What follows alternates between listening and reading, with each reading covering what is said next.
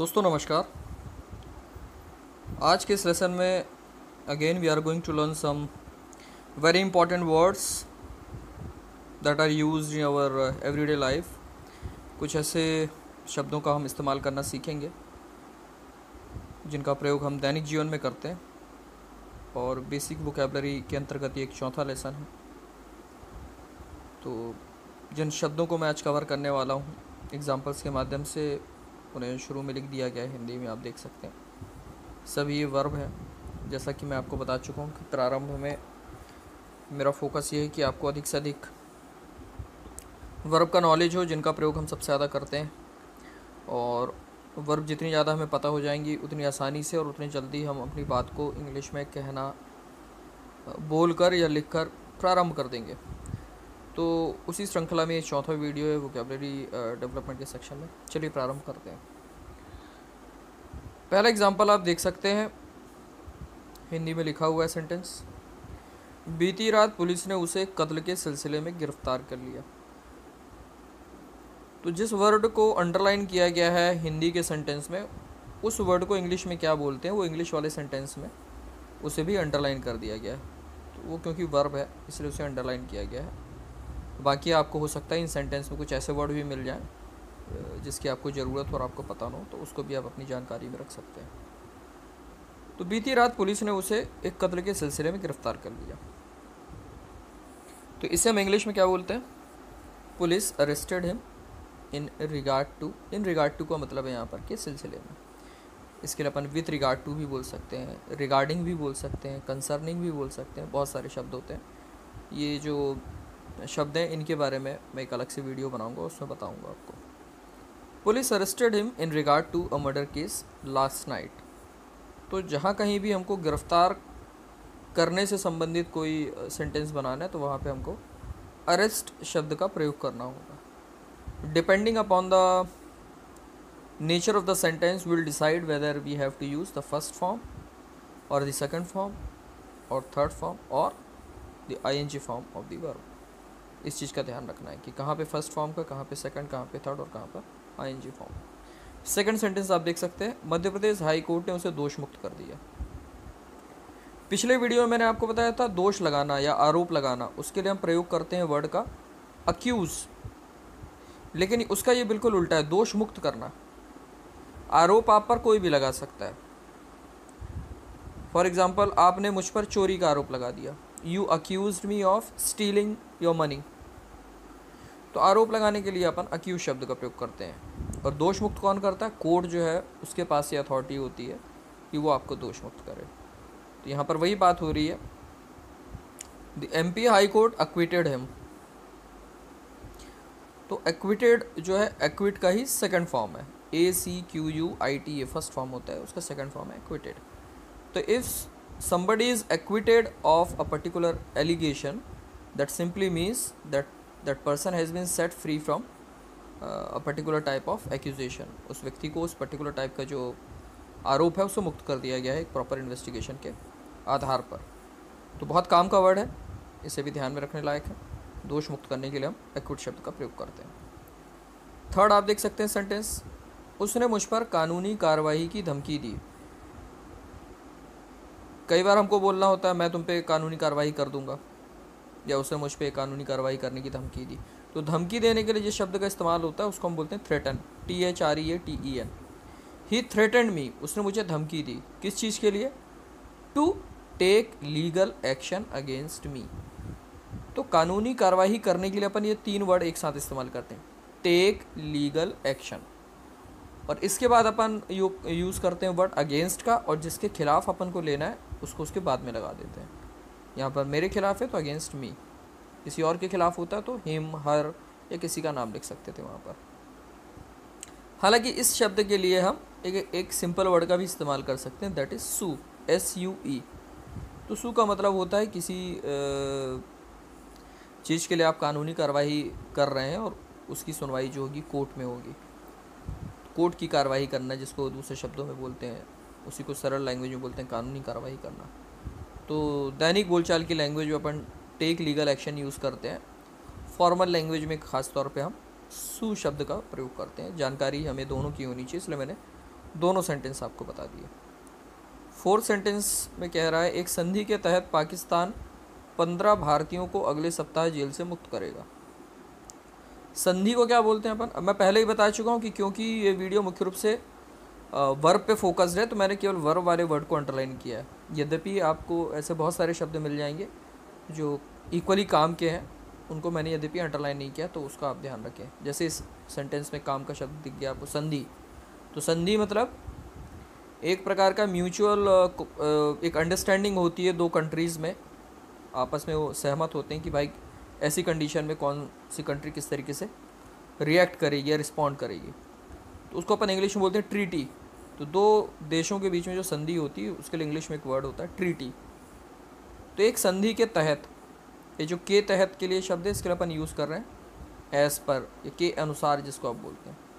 तो एज पर मतलब के तहत या के अनुसार, एज पर अ ट्रीटी एक संधि के अनुसार पाकिस्तान विल रिलीज, तो रिलीज का मतलब होता है मुक्त करना, तो रिलीज शब्द का अर्थ होता है मुक्त करना।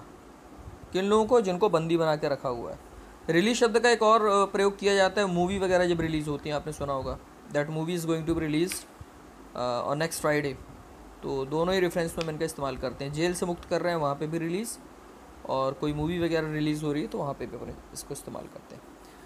तो as per a treaty Pakistan will release 15 Indians from its prisons next week. Prison का मतलब जेल, ठीक है। नेक्स्ट सेंटेंस है उसके पिताजी हर सप्ताह कुछ गरीबों को भोजन कराते हैं। एक होता है भोजन करना, जिसको अपन दैनिक जीवन में बोलते हैं बोलचाल की लैंग्वेज में खाना खाना।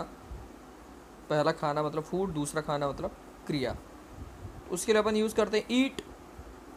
यहाँ पे बात हो रही है भोजन कराने की, मतलब खाना खिलाने की, तो इसके लिए अपन यूज़ करते हैं वर्ड फीड। जैसे कुछ लोगों को आपने देखा होगा सवेरे उनकी आदत होती है, सवेरे या दोपहर में फॉर दैट मैटर, वो कुछ दाने वगैरह डालते हैं, तो उनके छत पर या उनके आंगन में जो बर्ड्स वगैरह आती हैं उनको वो दाने डालते हैं, तो वास्तव में वो क्या करा रहे हैं, उनको खाना खिला रहे हैं। तो if somebody is habitual of feeding the birds, that simply means कि वो चिड़ियों को, पक्षियों को भोजन करा रहा है, खाना खिला रहा है। इसी प्रकार से यहाँ पे अपन जो सेंटेंस बना रहे हो क्या बना रहे हैं, his father feeds some poor people every week. उसके पिताजी क्या करते हैं, हर हफ्ते कुछ गरीब लोगों को भोजन कराते हैं। तो भोजन कराने के लिए इस शब्द का प्रयोग करते हैं फीड का। सब बड़े काम के शब्द हैं, मैं सिर्फ एक एक एग्जांपल बता रहा हूँ so that you can better understand their meaning and usages. But trust me, unless you make sentences of your own, you may not be able to utilize these words when you require them. So I strongly suggest you to do make practice of all these words once you finish this video. All right, let's move on. Amit ने मुझे अपने जन्मदिवस की party पर आमंत्रित नहीं किया है। आमंत्रित करने के लिए हम यूज़ करते हैं, बहुत ही सिंपल वर्ड है, ये आपको पता होगा, इनवाइट। ठीक है, अब इसमें हमने थर्ड फॉर्म का प्रयोग किया है क्योंकि सेंटेंस वैसा बोल रहा है। अमित ने मुझे अपने जन्मदिवस के पार्टी पर आमंत्रित नहीं किया। Amit has not invited me on his birthday party. It's a very simple word. सरकार ने सांप्रदायिक हिंसा को टालने हेतु उस फिल्म पर रोक लगा दी या प्रतिबंध लगा दिया। तो रोक लगाना या प्रतिबंध लगाना, इसके लिए हम क्या वर्ड यूज़ करते हैं, इसमें आप देख सकते हैं अंडरलाइन वर्ड बैन। बैन का सेकंड फॉर्म है band. Government band that film, क्यों, टू अवॉइड, अवॉइड मतलब टालना किसी चीज़ को, ठीक है, कि कोई घटना ना घटे, इस संदर्भ में टालने की बात हम कर रहे हैं। तो क्या टालने के लिए, सांप्रदायिक हिंसा को, कम्युनल वायलेंस या कम्युनल टेंशन जिसको आप कह सकते हैं, सांप्रदायिक तनाव अगर आप बोलना चाहते हैं तो टेंशन वर्ड यूज़ कर लेंगे, सांप्रदायिक हिंसा बोलना चाहेंगे तो कम्युनल वायलेंस यूज़ कर लेंगे। ये भी वर्ड बहुत ज़्यादा यूज़ होता है न्यूज़ वगैरह में। तो सांप्रदायिक हिंसा के लिए हम क्या यूज़ करेंगे, तो वो आप ध्यान में रख सकते हैं, कम्युनल वायलेंस। और प्रतिबंध लगाने के लिए एक बैन वर्ड होता है, एक प्रोहिबिट वर्ड होता है। मैंने सिंपल एक बैन वर्ड का यहाँ पे इस्तेमाल बताया। तो if something is band that simply means that उस चीज़ पे क्या कर दिया जाता है, रोक लगा दी जाती है। नेक्स्ट सेंटेंस है आज उसने नए कपड़े पहने। तो यहाँ पे हमको जानना है पहनने के लिए किस शब्द का इस्तेमाल होता है। कोई भी चीज़ आप पहन रहे हैं, उसने आज टोपी पहनी हुई है फॉर एग्जांपल, तो his put on a hat और पुट ऑन अ कैप। तो पहनने के लिए होता है एक सिंपल वर्ड होता है, आपको पता है वियर, और वियर की तरह एक फ्रेजल वर्ब इस्तेमाल होती है, दैट इज़ पुट ऑन। तो if you put on something that simply means you wear that particular thing. Today he has put on new clothes, मतलब आज उसने नए कपड़े पहने हैं। सरल शब्दों में today he has worn new clothes. ठीक है, अभी ध्यान रखना इसका उल्टा जो होता है उसको पुट ऑफ मत कर देना, वो मीनिंग अलग हो जाती, इसलिए मैंने इसके नीचे वो उतारने का भी अलग से सेंटेंस बनाया। पहनने के लिए पुट ऑन होता है लेकिन उतारने के लिए टेक ऑफ होता है, ये ध्यान रखना। ठीक है, अगर आप पुट ऑफ कर देंगे तो पुट ऑफ का अर्थ बुझाना होता है बेसिकली, उसको मैंने भी इसमें इंक्लूड नहीं किया है। नेक्स्ट सेंटेंस है सोने से पहले उसने अपने सूट उतार दिए। बेड पे जा रहा है, सोने जा रहा है, सूट पहनने कोई लॉजिक नहीं है, तो उसने क्या किया, अपना सूट उतार दिया। He took off his suit before going to sleep.